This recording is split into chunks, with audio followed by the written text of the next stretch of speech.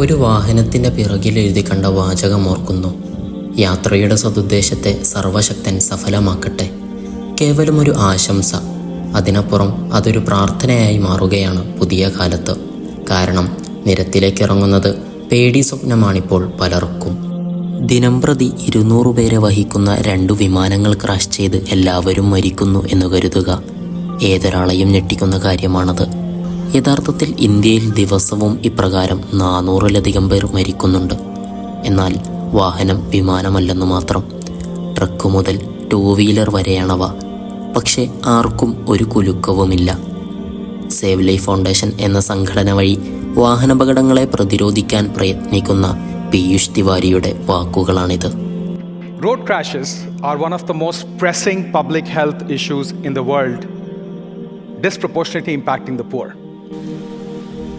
ഓരോ അപകടങ്ങളും റോഡ് സുരക്ഷ സംബന്ധിച്ച പലതരത്തിലുള്ള ചർച്ചകൾ ഉയർത്താറുണ്ട്. എങ്കിലും പ്രയോഗവൽക്കരിക്കാനുള്ള നടപടികളൊന്നും കാണുന്നില്ലെന്നു മാത്രം. വാഹനമെന്നുള്ളത് മനുഷ്യജീവിതവുമായി ഇഴചേർന്ന് കിടക്കുന്ന ഒന്നാണ്. എന്നാൽ മനുഷ്യജീവന് ഏറ്റവും ഹാനികരമായതും വാഹനം തന്നെ.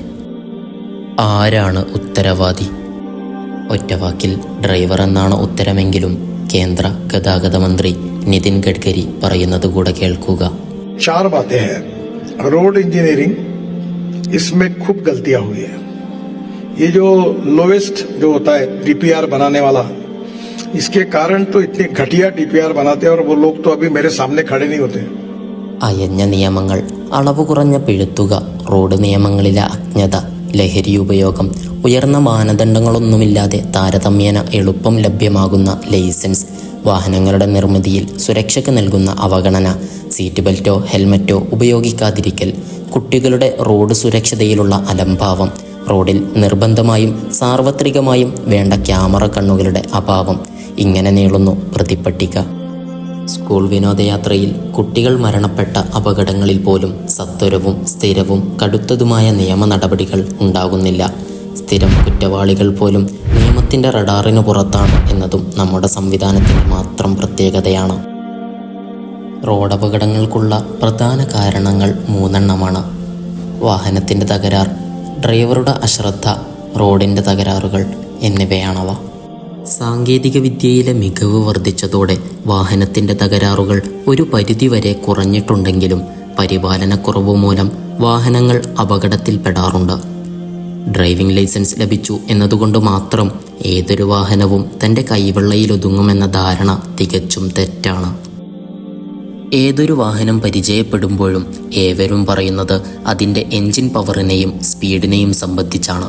എന്നാൽ ബ്രേക്കിംഗ് പവറിനെ കുറിച്ചാണ് ആദ്യം ചിന്തിക്കേണ്ടത്. നിർഭാഗ്യവശാൽ ഈ ചർച്ച എവിടെയും കണ്ടുവരുന്നില്ല.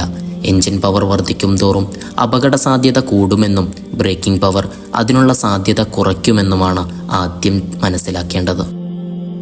വാഹനത്തിൻ്റെ വലിപ്പം, ലോഡ്, ദൂരക്കാഴ്ച, ബ്രേക്കിംഗ് കണ്ടീഷൻ, റോഡിൻ്റെ അവസ്ഥ എന്നിവ പരിഗണിച്ച് എങ്ങനെ വാഹനം ഓടിക്കണം എന്നതിനുള്ള അറിവാണ് ഏതൊരു ഡ്രൈവർക്കും ഉണ്ടായിരിക്കേണ്ടത്.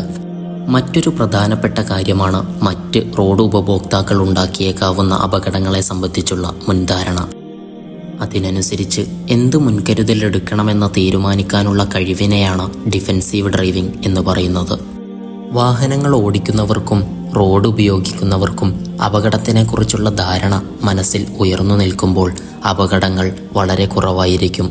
അപകടം ഉണ്ടാവാൻ സാധ്യതയില്ലാത്ത പരന്ന റോഡുകളിൽ അപകടം കൂടുതൽ നടക്കുന്നതിനും ഹൈറേഞ്ചുകളിൽ കുറവായിരിക്കുന്നതിനും കാരണം ഈ ബോധമാണ്. ഡ്രൈവിംഗ് എന്നാൽ വാഹനം ചലിപ്പിക്കൽ മാത്രമല്ല, മുന്നിൽ കാണുന്ന കാര്യങ്ങളെ വിശകലനം ചെയ്യുക, അതിനനുസരിച്ച് തീരുമാനങ്ങൾ എടുക്കുക, തീരുമാനങ്ങൾക്കനുസൃതമായി പ്രവർത്തിച്ച് വാഹനത്തെ നിയന്ത്രിക്കുക എന്നീ പ്രവൃത്തികളുടെ സംയോജിത പ്രക്രിയയാണ്. Accidents are not caused by novice but experienced driver. അപകടം ഉണ്ടാകുന്നത് ആദ്യ യാത്രകളിലല്ല, മറിച്ച് എക്സ്പീരിയൻസ് ആകുമ്പോഴാണ്. ഇവിടെയാണ് IPDE എന്താണെന്ന് മനസ്സിലാക്കുന്നത്. Identify, predict, decide and execute എന്നതിന്റെ ചുരുക്ക രൂപമാണ് IPDE. നിരന്തരം നമ്മുടെ ഡ്രൈവിംഗിൽ സംഭവിച്ചുകൊണ്ടിരിക്കുന്ന കാര്യവുമാണ് IPDE. Ministry off road transport and highway മുന്നോട്ട് വയ്ക്കുന്ന പ്രധാന റോഡ് എഞ്ചിനീയറിംഗ് പരിഷ്കാരം നിരന്തര അപകട മേഖലകളുടെ അപാകം പരിഹരിക്കലാണ്. ഇത്തരം ഇടങ്ങളെ പ്രത്യേകമായി തരംതിരിച്ച് എന്തുകൊണ്ട് അപകടങ്ങൾ എന്നതിനെപ്പറ്റി പഠിച്ച് ഘടനാപരമായി വേണ്ട പരിഹാരങ്ങൾ ചെയ്യേണ്ടതുണ്ട്. വളവുകൾ നിവർത്തുക, വിസ്താരം കുറഞ്ഞ പാതകളുടെ വീതി കൂട്ടുക മുതലായവയാണ് പ്രധാന പരിഹാരങ്ങൾ. സംസ്ഥാനം, ജില്ല എന്നിവ തിരിച്ച് അപകട മേഖലകളെ സുരക്ഷിതമാക്കാനുള്ള പ്രവൃത്തികൾ നടക്കേണ്ടതുണ്ട്. പദ്ധതി പ്രയോഗത്തിൽ വരുമ്പോൾ ഒച്ചിൻ്റെ വേഗമാണ് എന്നതാണ് പ്രശ്നം.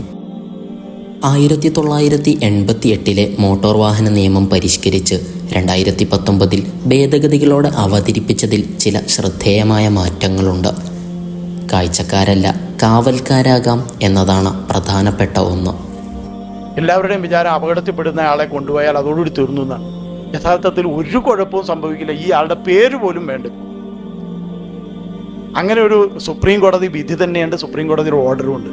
അപകടത്തിൽപ്പെടുന്നവരെ കൊണ്ടുപോയി ആശുപത്രി കൊണ്ടുപോയാൽ ഒരു കുഴപ്പവും സംഭവിക്കില്ല. അപ്പം അതുകൊണ്ട് അത്തരത്തിലുള്ള ആൾക്കാർ പലവരും അതിനെ അടുക്കല. ഇപ്പം തന്നെ കേരളത്തിൽ എത്ര സംഭവമായി അപകടം പറ്റിയിട്ട് ആൾക്കാർ റോഡിൽ കിടന്ന് മരിക്കുന്നത്. റോഡപകടങ്ങൾ കുറയ്ക്കുന്നതിന് ഏറ്റവും കൂടുതൽ വെല്ലുവിളി നേരിടുന്നത് റോഡ് എഞ്ചിനീയറിംഗിൽ വരുന്ന പാകപ്പിഴവുകളാണ്. ചിലവ് ലാഭിക്കാനായി ചില വിട്ടുവീഴ്ചകളൊക്കെ ചെയ്യുന്നതാണ് ഏറ്റവും വലിയ പിഴവായി കാണേണ്ടത്. ഫ്ലൈ ഓവറുകളും അണ്ടർ പാസേജുകളും ഒഴിവാക്കുന്നത് റോഡപകടങ്ങളുടെ സാധ്യത വർദ്ധിപ്പിക്കുന്നു എന്നതാണ് സത്യം. എന്താണ് പരിഹാരം? പ്രധാനമായും പരിഹാരങ്ങൾ 2 രൂപത്തിലാണ്. ഒന്ന്, ആധുനിക പരിഹാരങ്ങൾ. മികച്ച ആസൂത്രണവും കൂടുതൽ സുരക്ഷാബോധത്തോടെയുമുള്ള റോഡ് ശൃംഖലയുടെ ഡിസൈനിങ്. റോഡ് പശ്ചാത്തല സൗകര്യങ്ങളായ റോഡ് ഉപരിതലം, റോഡ് അടയാളങ്ങൾ, റോഡ് ഡിസൈൻ, വെള്ളം ഒഴുകിപ്പോകുന്നതിന് അനുയോജ്യമായ സൗകര്യങ്ങൾ, തെരുവ് വിളക്കുകൾ, ആവശ്യമായ നടപ്പാതകൾ എന്നിവ റോഡ് സുരക്ഷാ സംവിധാനം മെച്ചപ്പെടുത്തുന്ന ഘടകങ്ങളാണ്. വാഹന നിർമ്മാണത്തിൽ സുരക്ഷയ്ക്ക് കൂടുതൽ പ്രാമുഖ്യം നൽകുക. കാറുകളിൽ കുട്ടികൾക്ക് ചൈൽഡ് റെസ്ട്രെയിൻറ്റ് സിസ്റ്റം നിർബന്ധമായും കൊണ്ടുവരിക. മുഴുവൻ വാഹനങ്ങളിലും ഓട്ടോമാറ്റിക് ബ്രേക്കിംഗ് സിസ്റ്റം നൽകുക. അപകട സമയങ്ങളിൽ കൂടുതൽ സുരക്ഷ ഉറപ്പുവരുത്തുന്നതിന് മുഴുവൻ സീറ്റുകളിലും എയർ ബാഗ് നൽകുക എന്നിവയാണ് വാഹന നിർമ്മാതാക്കൾ ശ്രദ്ധിക്കേണ്ട പ്രധാന കാര്യങ്ങൾ. അമിതമായ ആത്മവിശ്വാസം, ലഹരി ഉപയോഗം എന്നിവ ഒഴിവാക്കുക. റോഡ് നിയമങ്ങൾ പൂർണ്ണമായ രീതിയിൽ പാലിക്കുക. കൃത്യമായ ഇടവേളകളിൽ വാഹനം സർവീസ് നടത്തുക. മോട്ടോർ വാഹന നിയമങ്ങൾ പൂർണ്ണമായും പാലിക്കുക. കാൽനടയാത്രക്കാർക്ക് പ്രാമുഖ്യം നൽകുക എന്നിവയാണ് വാഹനമോടിക്കുന്നവർ ശ്രദ്ധിക്കേണ്ടവ. കൂടുതൽ സാങ്കേതിക വിദ്യകൾ ഉപയോഗിച്ചുകൊണ്ടുള്ള നൂതന ആശയങ്ങളാണ് റോഡ് അപകടങ്ങളുടെ തീവ്രത കുറയ്ക്കാനുള്ള മറ്റൊരു പരിഹാരമാർഗം. അഡാപ്റ്റീവ് ക്രൂയിസ് നിയന്ത്രണം. വാഹനത്തിൻ്റെ വേഗതക്കനുസരിച്ച് വാഹനങ്ങളുടെ അകലം കൃത്യമായി നിയന്ത്രിക്കുന്നതിനുള്ള സിസ്റ്റമാണിത്. ലൈൻ ഡിപ്പാർച്ചർ മുന്നറിയിപ്പ് അല്ലെങ്കിൽ ലൈൻ കീപ്പിംഗ് അസിസ്റ്റ്. ഈ സാങ്കേതികവിദ്യ ഡ്രൈവർക്ക് വാഹനം തങ്ങളുടെ ലൈനിൽ നിന്ന് മാറിയാൽ മുന്നറിയിപ്പ് നൽകുന്നു. കണക്റ്റഡ് വാഹനങ്ങൾ. സെൻസറുകളും ഇൻ്റർനെറ്റ് ബന്ധവും അടങ്ങിയ ഈ വാഹനങ്ങൾ റോഡ് സാഹചര്യങ്ങൾ, അപകടങ്ങൾ, ട്രാഫിക് എന്നിവയെക്കുറിച്ചുള്ള വിവരങ്ങൾ പങ്കുവെക്കുന്നു. Augment reality ഡാഷ്ബോർഡുകൾ. ഈ സിസ്റ്റം ഡ്രൈവർക്ക് അവരുടെ പരിസരങ്ങളിലെ യഥാർത്ഥ സമയത്തെ വിവരങ്ങളും അപകട സൂചനകളും നൽകുന്നു. ഇത്തരത്തിലുള്ള നൂതന സാങ്കേതിക വിദ്യകളുടെ ഉപയോഗം റോഡപകടങ്ങളിലെ ആഘാതങ്ങൾ നല്ല രീതിയിൽ നിയന്ത്രിക്കുവാൻ സഹായിക്കും. നിയമലംഘനങ്ങൾക്ക് പിടിക്കപ്പെട്ടാലും നടപടികളിൽ നിന്ന് രക്ഷപ്പെടാമെന്ന ധാരണ ചിലർക്കുണ്ട്. ഇത് അപകടങ്ങളുടെ തോത് വർദ്ധിപ്പിക്കുന്നു. ഏതൊരു മഹാമാരിയേക്കാളും വൻ വിപത്താണ് വാഹനാപകടം. കുട്ടിക്കാലം മുതലേ നല്ല ശീലങ്ങൾ പഠിപ്പിക്കുമ്പോൾ അവയിൽ റോഡ് സുരക്ഷ കൂടി ഉൾപ്പെടുത്തേണ്ട കാലം അതിക്രമിച്ചിരിക്കുന്നു.